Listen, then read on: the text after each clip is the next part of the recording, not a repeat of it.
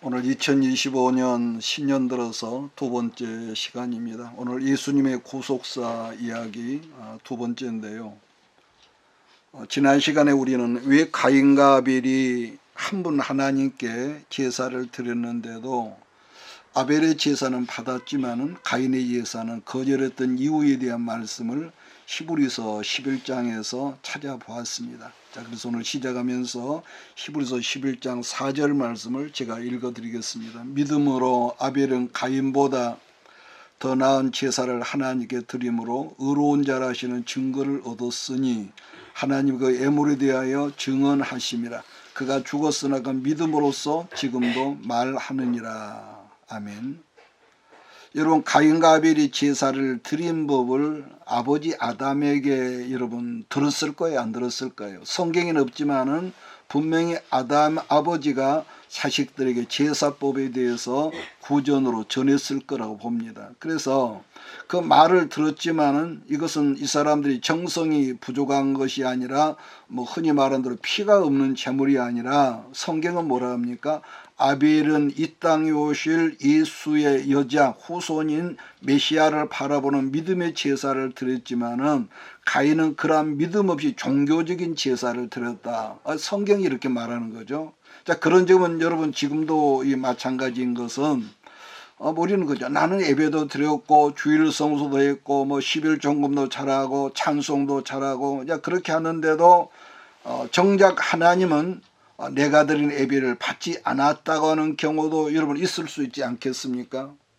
여러분 얼마든지 그런 일은 있을 수 있다는 것이, 왜냐하면은 성경은 항상 우리에게 거울로 그걸 비춰주시거든요. 우리들도 2000년 전에 나의 죄를 짊어지고 십자가에서 죽어주신 것을 믿음으로 예배를 드릴 때에 하나님 그 예배를 받으시는 줄 믿지만, 그러나 믿음 없는 사람들이 드리는 예배는 받지 않는다고 오늘 본문에 있는 말씀처럼 저는 그 말씀을 분명히 말할 수가 있습니다. 자, 그렇다면은 오늘 우리들이 한자리에서 하나님께 예배를 드리지만은 내가 드리는 예배를 하나님이 받으셨는지 받지 않으셨는지 어떻게 알 수 있냐, 여러분 그러지 않겠습니까? 구약에서는 불로 임하셨는데 지금은 그런 것도 없고요. 여러분 가인의 경우 자기가 드린 제사를 하나님께서 받지 않으시니까 가인에게 어떤 현상이 일어났다고 성경은 말씀하냐면은 성경은 가인의 마음에 분노심이 일어났다, 그렇게 표현을 합니다. 창세기 4장 5절을 제가 읽습니다. 가인과 그의 재물은 받지 아니하신지라. 그래놓고 가인이 몹시, 아주 불쾌했다는 거죠. 몹시 분하여 안색이 변하니, 가인이 몹시 분하여 기분 나빠서 얼굴색이 변했다 했는데, 이걸 우리가 전라도 방언으로 뭐라고 할까요? 아주 꼴새가 숭하게졌다.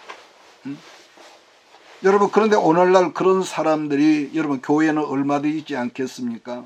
자, 한 예를 들어 말한다면은 어떤 사람이 예를 든 겁니다. 어떤 사람이 어떤 교회를 왔는데 교회 와서 이분이 예배를 드리면서 계속 눈물을 흘리면서 너무 그렇게 서럽게 울었다는 겁니다. 그래서 나중에 곁에 사람이 물었는데 당신 처음 본 사람이 왜 이렇게 예배를 드리면서 우냐 그랬더니 그 사람이 하는 말이 나도 모르는데 계속 이렇게 서럽게 울어집니다 그러더라는 거죠. 그러면은 객관적으로 그 사람이 왜 콧물을 흘리면서 예배 시간에 교회에 처음 나온 사람이 그랬을까? 여러분, 사람은요 자기 이성은 모르지만은 자기 영은 알거든요. 뭘 아느냐, 자기의 영이 아버지께 돌아오는 것을 영이 기뻐서 운다는 거죠. 자, 그런 반면 어떤 사람들은 예배를 드리면서 계속 마치 미친 사람처럼 활짝활짝 우는 사람도 있죠. 그래서 여러분, 우리가 예배를 드리면 우리의 영이 하나님과 교통이 이루어지는 것을 우리의 영이 그걸 알고 느껴지기 때문에 이성은 모르지만 그걸 알아진다는 것이고, 다르게 설명한다면 하나님께서 그 사람이 드린 예배를 받으셨다는 그 증거가 그거라는 거죠. 기쁘게. 자, 그러면 하나님께서 내가 드린 예배를 안 받으시면은 지금도 어떤 일이 현상이 생기냐면은 예배를 드리면서도 왠지 모를 분노가, 말씀을 들으면 왠지 모르게 분노심이 내 안에서 일어난다는 것과 더불어 그 예배를 똑같은 불과 뭐 3, 40분이야 그렇게 지루해 한다거나 시계를 들여다보고 핸드폰 들여다보고 목사가 그냥 미워지고 싫어지고요. 물론 예배 인도자가 황당한 어떤 설교, 말씀이 아닌 설교한 경우도 있겠지만요. 그렇다면은 다들 감사해야 하고 다들 말씀 앞에 아멘을 하는데 왜 하필 그 사람에게만 마음에 분노가 일어나며 뭐 예배 시간이면 짜증나고 이러냐 한다면은 우리가 다른 것은 다 내려놓고라도요 할지라도 그 사람의 영이 하나님을 만나지 못했다는 증거가 가장 큰 여러분 대답이 될 줄로 압니다. 하나님의 내가 드리는 예배를 받지 않았다는 것을 아까 언급한 대로 내 육신은 모르죠. 혼이나 여러분 이성은 모르지만은 그 사람 안에 내 영이 그걸 알아진다는 거죠. 자, 그러기 때문에 자기도 모르게 예배에 대해서 무감각해진다거나 예배 시간이 되면 지루해진다거나 아까 말한 대로 막 분노심이 일어나고 설교 시간이 너무 길게 느껴지고 막 짜증이 나는 그런 경우. 문제는 그러한 현상이 한 번 정도면 괜찮은데 매 그렇게 예배 제사를 드릴 때마다 그런 현상이 온다면은 그러니까 가인의 제사를 드리긴 드리지만 그때마다 하나님이 연락을 안 하시니까 뭐라고 그랬습니까? 분노가 온다는 거예요. 분노. 우리 성경에는 딱 제사 한 번 드리는 거였지만 그게 한 번뿐이 아니었다고 저는 보거든요. 반면에 아벨은 믿음으로 그 제사를 드리니까 제사를 드릴 때마다 그의 영이 기뻐하는 것들이 아벨의 그 겉모습 얼굴에 나타나고 그런 모습들이 가인에게 어떨까요? 막 굉장히 거슬리고 그런 게 심리적으로 있었지 않겠습니까? 그래서 가인이 자기 스스로 믿음으로 제사드릴 생각은 전혀 하지 않고 아벨을 저놈을 내가 없애버리면은 함께 제사를 드릴 사람이 없어지니까 아마 자기가 내가 드릴 예배를 하나님 받지 않을까 하면서 가인이 그런 생각을 품으면서 있었다는 거죠. 자, 창세기 4장 5절과 7절을 같이 읽으면서 오늘 말씀을 이어나가겠습니다. 창세기 4장 5절로 7절입니다.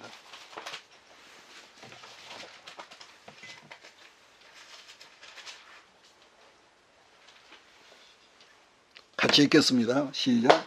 가인과 그 재물은 연락하지 아니하신지라 가인이 심히 분하여 안색이 변하니 여호와께서 가인에게 이르시되 네가 분하여야면 어찌미며 안색이 변하면 어찌미뇨 네가 선을 행하면 어찌 낫을 들지 못하겠느냐 선을 행치 아니하면 죄가 문에 엎드리느니라 죄의 소원은 내게 있으나 너는 죄를 다스릴지니라. 자, 그런데 가인이 자기 그 마음을 여러분 그 다스리지를 못하니까 8절에서 어떤 일이 있었다고 했냐면은 가인이 그 아우 아벨에게 고하니라. 그 후 그들이 들에 있을 때에 가인이 그 아우 아벨을 돌로 쳐 죽였다는 거죠.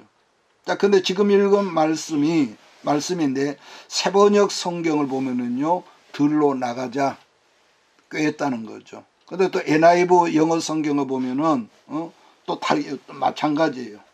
레스고 그래가지고 그 필드라고 이런 언어가 있거든요. 그게 무슨 말이냐면은 가인이 아벨을 죽일 의도적으로 꼬였다는 말씀이 되는 것은 더구나 돌로 쳐 죽였다고 그랬거든요. 자, 그렇다면은 성경 기자가 구태여 아름답지 못한 이런 기사 내용을 왜 그 창세기에다 집어넣냐 한다면은 지난 시간에 제가 잠깐 여러분에게 언급을 한 것 같이 아담이 최초로 이 세상에 죄를 들여온 장본육이 되어 있지만 반면에 또 누굽니까? 아담이 예수가 오시는 메시아가 오시는 최초의 여자인 통로라면은 둘째 여자, 둘째 통로는 누가 되겠습니까? 성경상에 아벨이 되는 거죠. 자, 그런데 사단의 도구로 최초로 쓰임받았던 가인이 여인의 후손이 오는 통로였던 아벨을 돌로 쳐 죽여서 예수가 오시는 그 통로를 끊고자 했다는 거죠. 끊고자 했다는 거. 왜냐? 육신의 눈으로는 보이지 않지만은 가인 뒤에는 누가 역사를 하느냐 한다면은 사단이 지금 역사를 하는 거죠. 그러니까 하나님이 우리 눈에 안 보이는 것처럼 사단도 우리 눈에 보이지 않는다는 말인데, 그러니까 사단이 가인을 도구로서 여자의 후손이 오는 그 통로를 끊어버리기 위해서 가인을 도구로 사용해서 끊어버리로 둘째 여자였던 아벨을 돌로 들판에 쳐주겠다는 겁니다. 그래서 에덴에서 나온 지 얼마 되지 않았을 때쯤 그런 엄청난 살인사건을 기록했다는 말씀인데, 자, 여기서 제가 다시 복습을 하겠습니다. 그러면은 지금 아벨이 이 여자의 통로, 예수가 오시는 통로인, 둘째 통로인 아벨이 죽었으면은 뭐가 끊어졌다는 겁니까? 통로가. 그렇죠. 하나님께서 창세기 3장 15절 에덴에서 말씀하셨던 여자의 후손이 오신 통로였던 여자가 지금 끊어졌다는 거죠. 그렇다면은 여자의 직계자손이었던 예수의 후손, 여자의 후손 예수가 올 수 있을까요, 없을까요? 없는 것이 여러분 창세기 4장 여러분 사건이라는 것이고, 그래서 창세기 4장 25절이 있게 된 것인데, 창세기 4장 25절, 아담이 다시 자기 아내와 동침하매 그가 아들을 낳아 그의 이름을 셋이라 하였으니 이는 하나님이 내게 가인이 죽인 아벨 대신에 다른 씨를 주셨다 함이라, 이래 됐거든요. 그러니까 아벨을 대신하여 다른 씨를 주셨는데, 그런데 그 아담이 그 아들 이름을 뭐라고 지었다는 겁니까?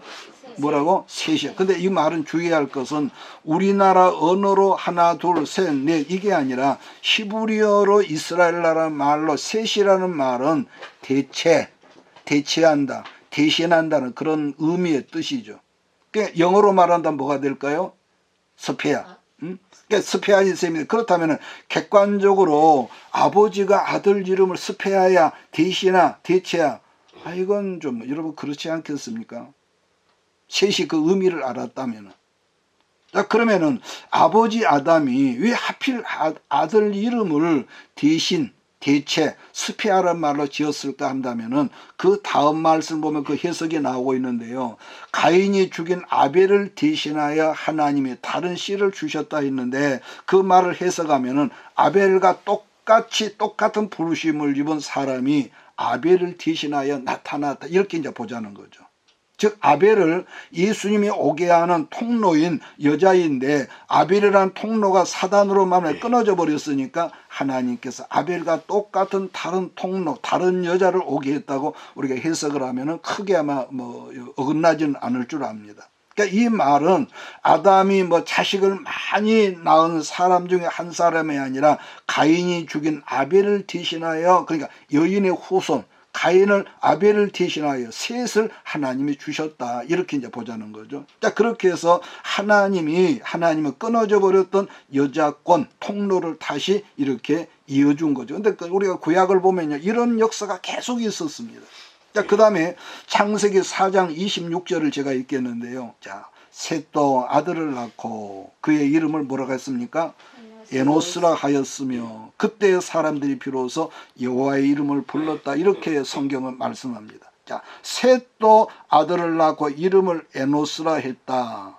아담이 아벨을 낳았고 아벨이 죽고 아벨을 대신하여 셋이 나오고 그 셋이 이제 에노스라는 아들을 낳았다는 거죠. 자, 그럼 이 사람들이 다시 반복합니다. 누구의 지금 족보라고요? 예수님이 오게 하신 통로인 지금 여자 족보를 지금 말하는 거죠.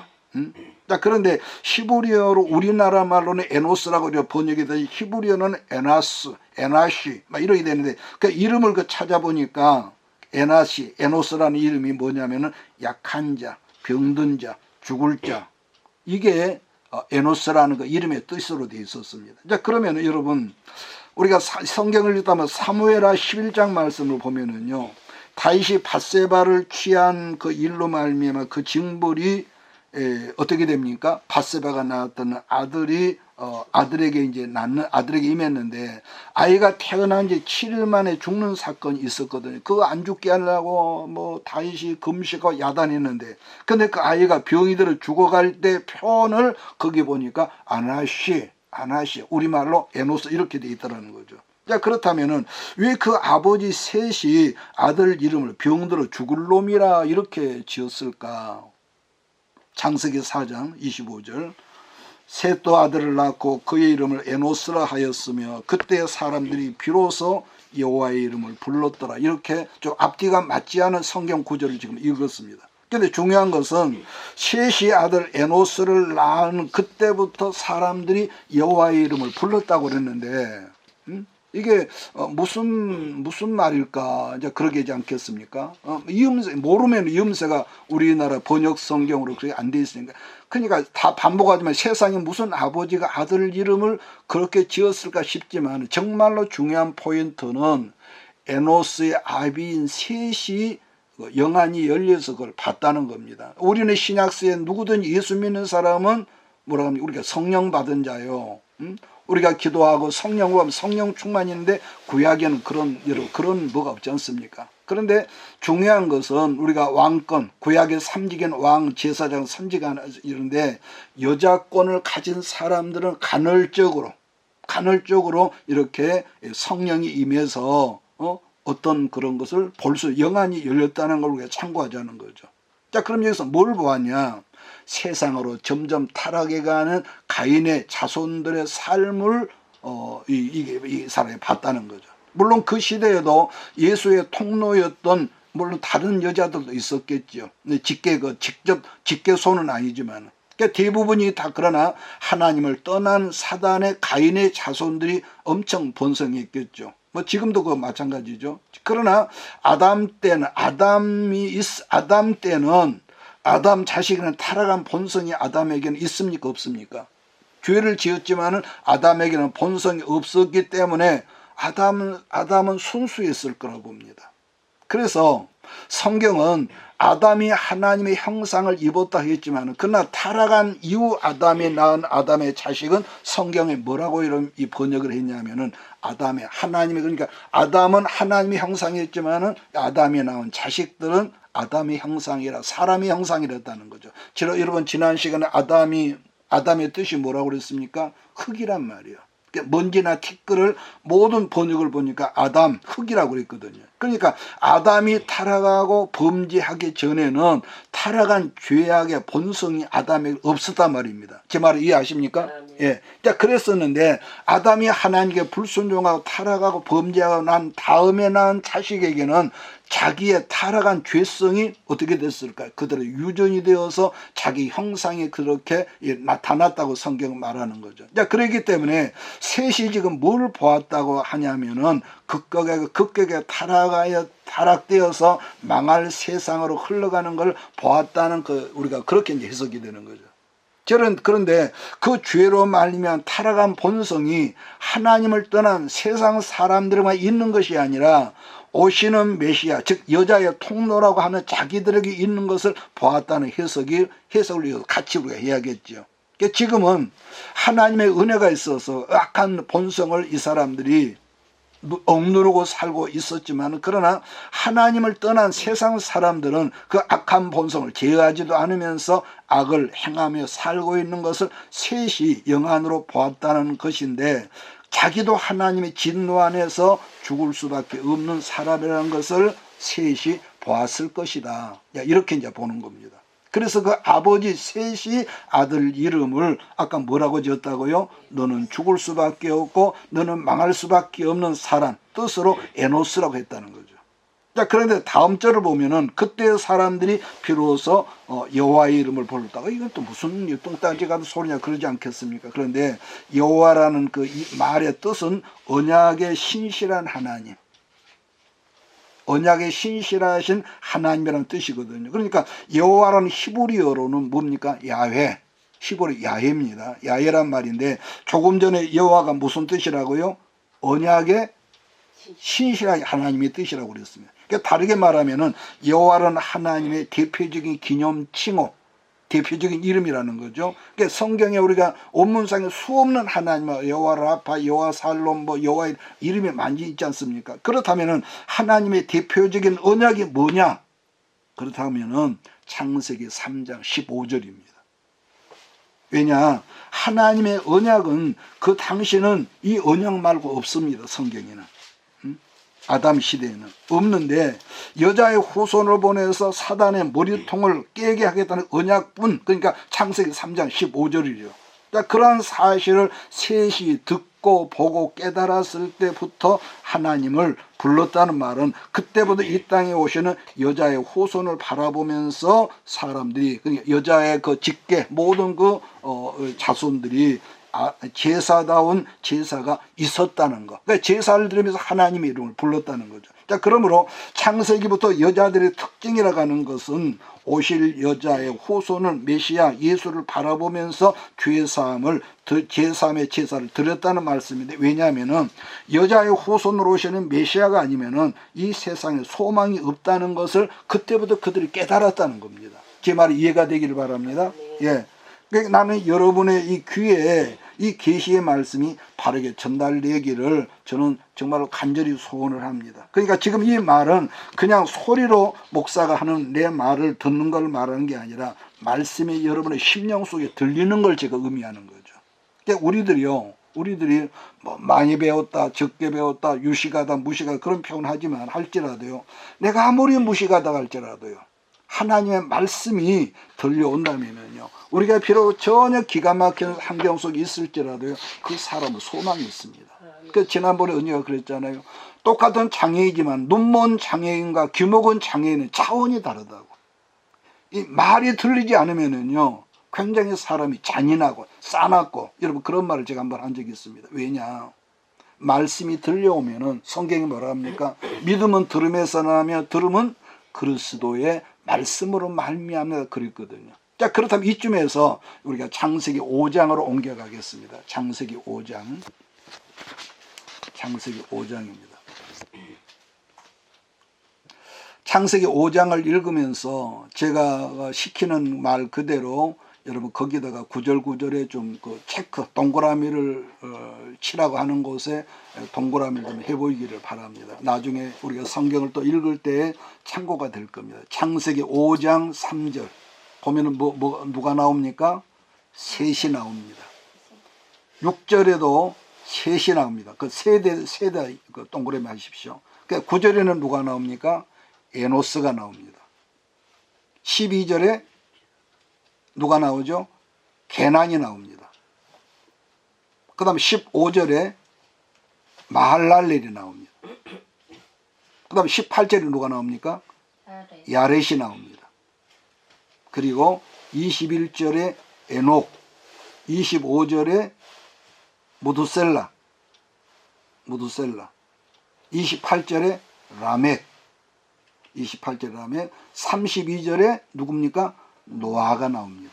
그러니까 여러분이 체크한 이름 중에 한 번쯤 기억될 만한 이름도 있겠지만은 전혀 생소한 이름도 있을 것이지만은, 그런데 아까 말했잖아요. 이 사람들이 지금 누구를 말한 겁니까? 창세기 3장 15절에서 하나님이 말씀하셨던 여자들, 예수님이 오실 통로로 쓰셨던 여자들 족보라는 거죠. 만약에 성경을 전혀 개념 없이 읽었던 사람이라면 유튜브에서 이 말씀을 듣는 분 중에서 그 박목사라는 사람은 아담과 노아를 여자라고 하더라 이렇게 말하지 않겠습니까? 중요한 것은 분명히 하나님의 창세기 3장 15절에서 여자의 후손이 있기 때문에 예수님이 오시는 통로를 여자라고 한다. 이것을 일부러 제가 그렇게 말한 겁니다. 자, 그러면은 지금 여러분들이 동그라미 친 사람들이 아까 누구라고요? 누구라고? 예수님이 이 땅에 오시기 위한 통로로 사용했던 여자들이다. 그러면 다시 창세기 4장으로 옮겨갑니다. 4장으로 옮겨서 또다시 동그라미를 하도록 하겠는데요. 창세기 4장 16절 누가 나옵니까? 가인이 나옵니다. 가인.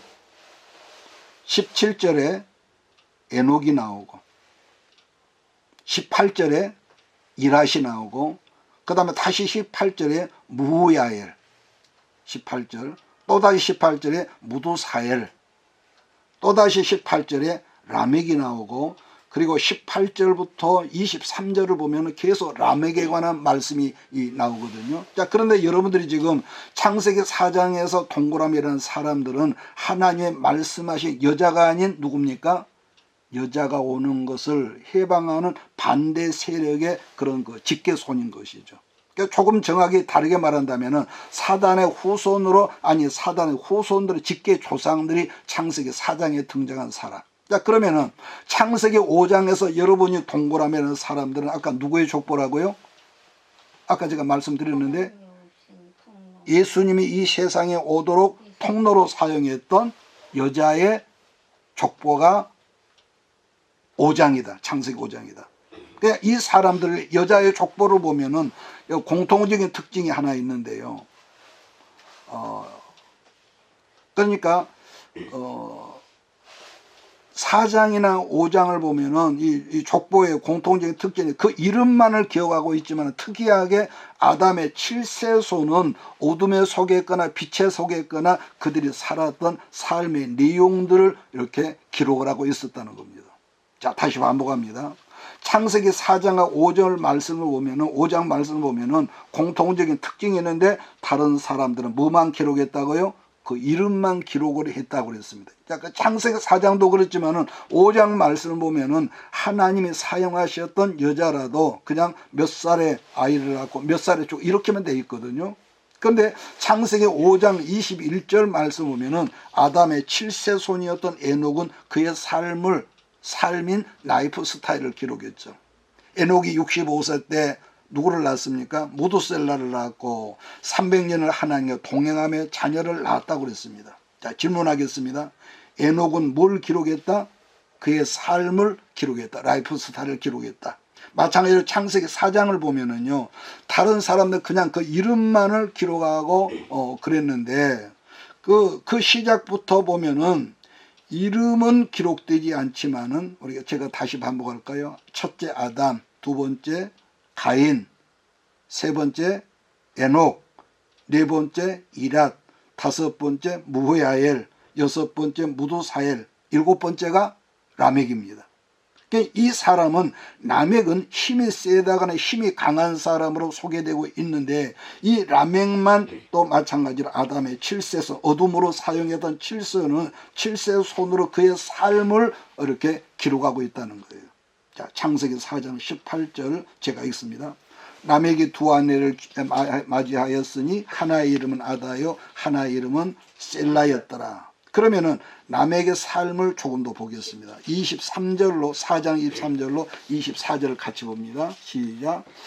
라멕이 아내들에게 이르되 아다 실라여 내 목소리를 들으라. 라멕이 아내들이여 내 말을 들으라. 내 상처로 말미암아 내가 사람을 죽였고 나의 상함으로 말미암아 소년을 죽였도다. 가인을 위하여는 벌이 700일째인데 라멕을 위하여는 벌이 77배이라 하였더라. 자, 그래서 아담의 7세 손이지만은 빛으로 좋은 방면으로 쓰임을 받았던 아담의 7세 손도 그의 삶을 하나님의 기록했죠. 마찬가지로 여자가 아닌 사단의 후예였던 7세손 라멕도 그가 어떻게 당대에 살았는지 삶을 기록했다라는 이 좀 특이점이 있습니다. 자, 그렇다면은 왜 하나님께서 모세로 하여금 다른 사람들은 그 이름만 기록했는데 양쪽으로 쓰임받았던 7세손만큼은 그들의 삶인 라이프 스타일을 기록했을까 한다면은 여러분 언제나요?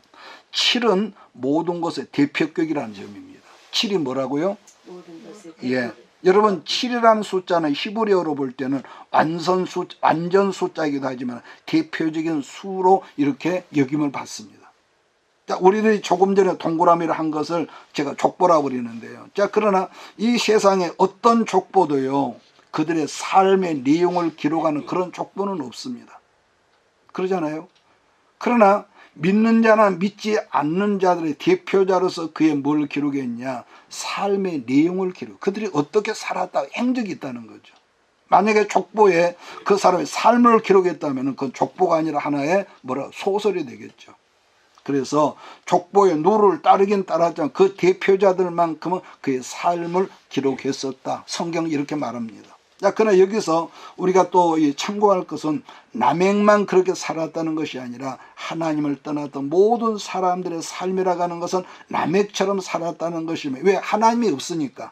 또한 여자의 후손을 기다리는 모든 믿는 사람들 역시도 그들이 신앙으로 살았다고 보라는 것이지만은, 그러나 두 사람의 삶을 기록했다는 것은 빛과 어둠의 양진영의 대표자들만 이렇게 상세하게 기록을 했다. 자, 그렇다면은 하나님을 떠나고 안 믿는 사람들 대표적인 삶 두 가지를 우리가 여기서 오늘 짧게 말한다면은요, 다음 주에도 제가 좀 언급을 하겠습니다. 첫째는 뭐가 있습니까? 성적인 타락이 나옵니다. 이건 어느 시대나 똑같습니다. 그 사람이 아무리 예수를 잘 믿었다 할지라도 하나님을 떠나면 저절로 마음이 어두워지고요. 성적인 타락이 오고, 두 번째, 혈기를 여러분 다스리지 않죠. 폭력이 난무하죠. 폭력을 주도하는 사람이고, 또 하나는 양육강식의 시대가 그렇기 때문에 그 시대였다. 창세기 4장 19절에서 라멕이 두 아내를 취했다고 했는데 하나는 실라고 하나는 아다라고 그랬단 말이에요. 그러니까 중요한 것은 라멕 이전까지는 하나님께서 한 남자에게 몇 여자를 주셨다고 그랬습니까? 한 여자만 주셨단 말이에요. 근데 하나님께서 만약에 여러분 봅시다. 사람을 뭐로 만들었다고요? 흙으로 만들었다 했습니다. 근데 흙인데 여러분 이 세상에 세고 센 것이 여러분 흙이었을 텐데 만약에 하나님이 여자를 많이 만들어서 한 남자한테 100명쯤 붙여줬다면 어떻게 됐을까? 웃기는 말이지만 그런 생각도 해보는 거죠. 그런데 그러면은 한 남자에 한 여자만을 주셨다 한다면은 뭡니까? 서로가 서로를 돕는 동역자인 여러분 창세기에 등장한 아제르라는 이 동역자로 살라는 여러분 그런 사명적인 것 뜻이 있는 거죠. 그렇기 때문에 성경상 제일 좋은 남편상, 아내상이라는 건 원문에 아제르라고 했던 동역자상이라는 거예요. 서로 돕는 배필. 그래서 하나님께서 창세기 2장에서 여러분 아담에게 사명을 주셨는데 그 사명을 감당하는 것에 있어서 독처하는 것이 좋지 못하기 때문에 남편을 돕는 배필을 지으리라고 해서 나온 것이 창조된 것이 여러분 하와라고 그랬단 말이에요. 여러분 그러니까 지금도 그러기 때문에 서로 부부가 서로를 돕는 동역자상이 가장 좋은 배필인 거죠. 남편은 아내를 돕고 아내는 남편을 돕는 것, 섬기는 것. 그러나 아까 말했지만은 하나님을 떠난 가인의 자손들은 하나님을 이미 떠났기 때문에 사명이 없는 것이고, 그러니까 내가 사명이 있을 때는 우리가 똑같은 결혼을 해도 내가 이 여자, 이 남편과 결혼하면은 나의 사명을 잘 협조하고 돕겠구나 하는 그런 의식으로 결혼을 했다면은 반면에 하나님을 떠나버리는 삶을 살다 보면 어떻게 되냐. 사명하고는 전혀 상관이 없는 삶을 산다는 것은 좀 자명한 거 아니겠습니까? 그래서 하나님을 떠나 살면서부터 남자들의 눈에 여자가 뭐로 보이냐면은 그냥 나의 성적인 쾌락을 만족시켜줄 파트너, 대상이며 그런 성적인 도구로만 보였다는 것인데 그런 게 바로 라멕의 두 아내 아다와 실라를 취했다는 이 말씀의 해석이 그렇게 이어지는 거죠. 여러분 그래서 어느 시대든지 남자들이요. 어느 시대는 다 똑같습니다. 남자들이 여자를 바라볼 때 성적인 쾌락의 도구로만 바라본다면은 상대적으로 여자는요 자기 외모를 화려하게 꾸미도록 되어 있다는 이건 참 희한한 거예요. 희한한 거. 그러니까 이런 점은요 인간이 살아가는 방식이 시대마다 달라졌다 할지라도요 어떤 시대였든지 하나님을 떠나 살면은 남자는 여자를 성적인 도구로 파트너로 봤다는 겁니다. 왜 그러냐면은 남자들이 사명을 중심으로 아내를 찾는다면은 여자들도 사명을 감당하려는 삶을 감당하겠지만은 남자들이 여자를 외모 중심이나 성적인 그런 쾌락 관점으로 바라보게 되면서부터 이 세상 어떤 나라든지 여러분 여자들이 자기 외모를 꾸미려고 한다는 것은 이건 공통적이라는 거예요. 아주 그냥 뭐 우리가 현실적으로 보지 않습니까? 그런 점에서 라멕의 아내 중 아다란 이름의 뜻이 뭐냐면은 방울로, 그 방울이 뭘 말하냐, 방울로 자기 몸을 장식한 사람이라는 뜻이고, 반면에 실라라고 하는 것은 머리카락을 길게 늘어뜨린 멋진 여자라다. 우리도 가끔 거리에서 보면 머리를 아주 길게 늘어뜨리는 게 있는데 그냥 자연적으로 두진 않거든요. 어쨌든 머리를 가꾸지 않습니까? 멋내기 위해서. 그 다음으로 또 나마라는 말이 잠깐 있는데요. 이건 즐거움이라는 뜻인데 다른게 말하면 남자를 기쁘게 해주는 여자라는 그런 뜻이죠. 요즘 북한식으로 말하면 뭐라 할까요? 기쁨저 정도의 그런 의식을 갖고 있는 그런 사람. 그러니까 이런 사람들을 성경에 굳이 기록했다는 것은 아까 제가 언급했죠. 그 당시에 시대상을 보여주려고 의도적으로 모세로 하여금 이 성경 속에 이 사람들을 집어넣었을 것이다 보는 거죠. 자, 그러므로 반복하고 끝내겠습니다. 어느 시대였든지 하나님의 사람이라 할지라도요. 하나님을 떠나 살면은 자연 성적으로 이 어두워지고 성적으로 변질되고 타락하게 돼 있는 것이 인간의 여러분 죄성인 거죠. 죄성. 자, 그런 심리를 자세하게 소개하는 성경이 여러분 로마서 성경이거든요. 우리 한번 찾아보고는 말씀 끝내겠습니다. 로마서. 사람이 하나님을 떠나면요 어두워지면 이런 본능적인 행동을 하는데 로마서 1장 24절로 28절입니다. 로마서 1장 24절로 8절 같이 읽습니다. 시작. 그러므로 하나님께서 그들을 마음의 정욕도로 두사 그의 몸을 서로 욕되게 하게 하셨으니 이는 그들이 하나님의 진리를 거짓 것으로 바꾸어 피조물을 조물주보다 더 경배하고 섬김이라. 주는 곧 영원히 찬송할 이시로다. 아멘. 이 때문에 하나님께서 그들을 부끄러운 욕심에 내버려 두셨으니 곧 그들이 여자들로 순리대로 쓸 것을 바꾸어 영리로 쓰며 그와 같이 남자들로 순리대로 여자를 버리고 서로 향하여 음욕이 불릴 듯하며 남자와 더불어 부끄러운 일을 행하여 그들이 그 그릇 때문에 상당한 보응을 그들 자신이 받았느니라. 또한 그들이 마음에 하나님 두기를 싫어하며 하나님께 그들을 그 상실한 마음대로 내버려 두사 합당하지 못한 일을 하게 하셨으니. 여러분 더럽고 초한 일을 행하고자 할 때에 악한 행위를 막지 않고 하나님이 그것을 방치했던 내버려 뒀다는 거죠. 그냥 끔찍이도 죄를 싫어하시는 하나님이 왜 그들이 너희들 마음대로 살 그랬을까?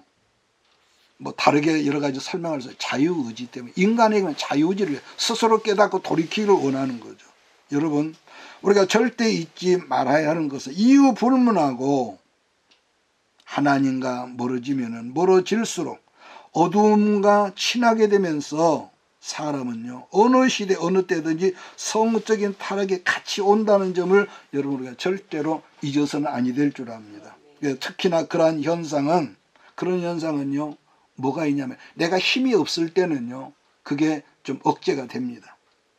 그러나 그런 현상은 내가 가난하고 물질적으로 어떤 세상적으로 힘이 없어서 힘들게 살 때는 그런 세력이 내 안에 있지만은 그걸 내가 억제할 수가 있고 그러거든요.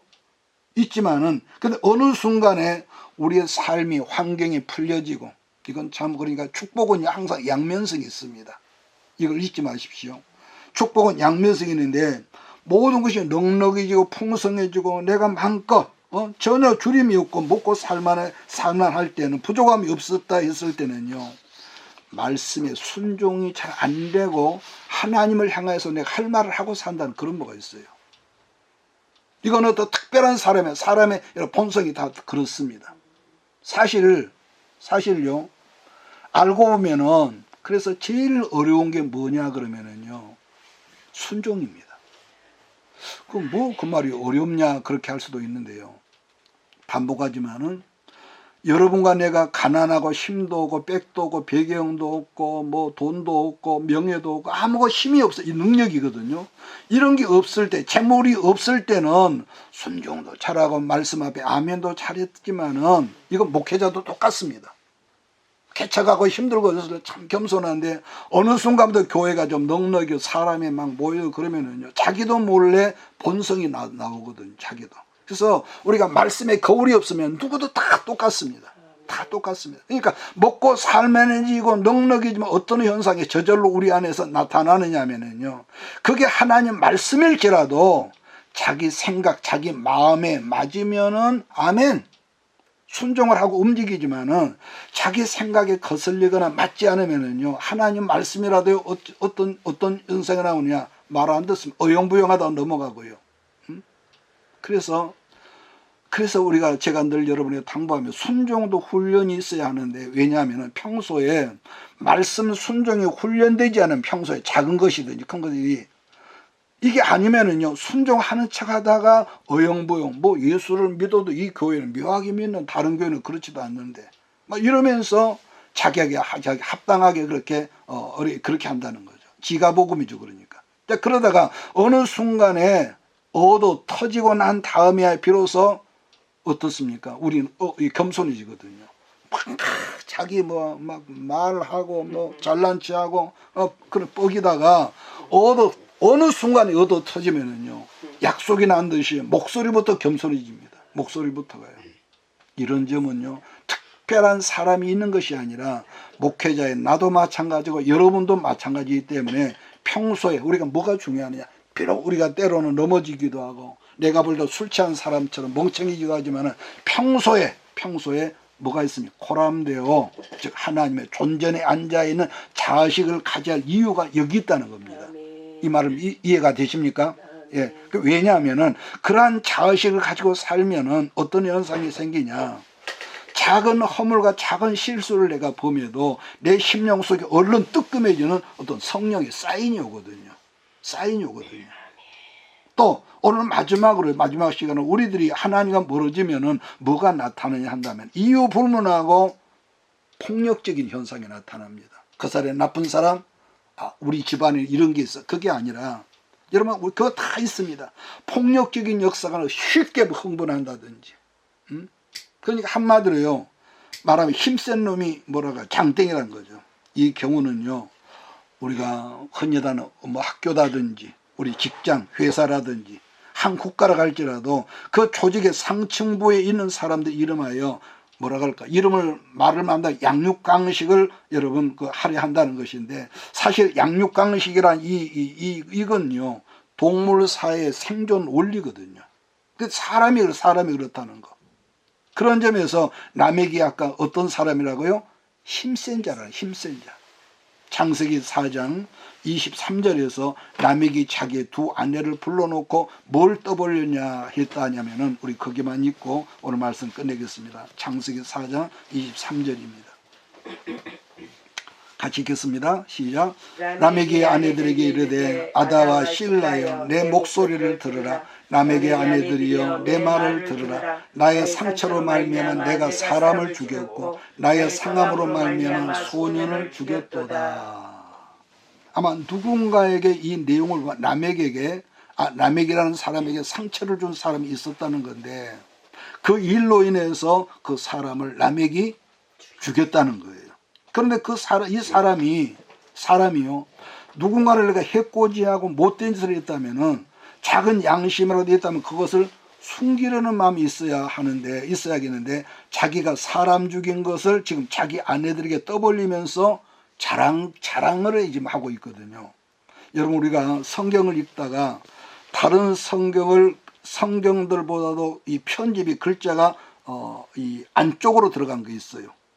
들어가 있다면은 그 내용은요 노랫말이거나 아니면 다른 성경에서 옮겨다 인용했다는 뜻이거든요. 여러분 가지고 성경 그런 게 있습니까?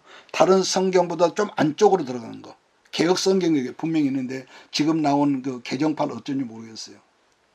그러니까 옛날 개혁 성경은요 그런 게 무슨 뭐 똑같은 사람 이름하고 동네 이름하고 사람 이름은 뭐 한 줄, 뭐 동네 이름 두 줄, 뭐 이런 식으로 돼 있는데 지금은 그런 게 없는 것 같아요. 그런데 다른 성경을 인용할 수 없다는 점은 아까 제가 언급했습니다. 예를 들어서 신약이라면 구약 성경을 인용했을 텐데 창세기 성경 그 무대가 신약이 아니라 구약이기 때문에 인용할 성경이 있기 때문에 그래서 이 성경을 편집할 때에 안쪽으로 이렇게 쏙 들어가게 했을 것이다.